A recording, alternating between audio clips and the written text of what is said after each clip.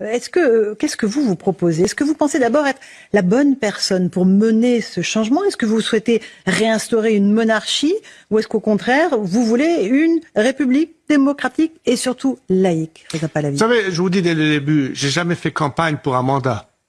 Par contre, mon parcours de 45 ans est clair pour mes compatriotes. J'ai toujours essayé d'être leur voix dans l'attente qu'ils décrivent très clairement, c'est-à-dire justement dans un espoir d'un avenir de démocratie laïque, des droits de l'homme et d'autodétermination. On arrivera à cela en passant par ce régime.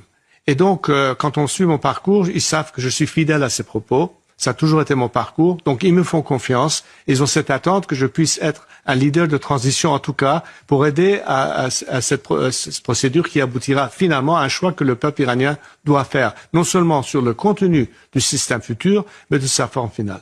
Avec une autodétermination du peuple iranien, c'est-à-dire un vote démocratique. Oui, par exemple, notre projet, c'est au fait, ma campagne, c'est non seulement qu'est-ce qu'on fait de maintenant jusqu'à la chute du régime, mais comment on arrivera donc à ce dénouement? Donc il s'agit d'abord qu'il y ait un gouvernement de transition qui gère les affaires du pays, mais qui prépare le terrain pour l'élection d'une assemblée constituante qui tranchera sur le sujet, notamment sur la constitution future, tous les éléments qui s'apprêtent, tous les débats qui se feront à cet égard, en présentant au peuple un projet de constitution et qui sera ratifié par un référendum. Donc le peuple iranien aura le choix final sur la forme finale en guise de ce processus démocratique. Mais ce n'est pas une monarchie que vous voulez réinstaurer, c'est extrêmement clair.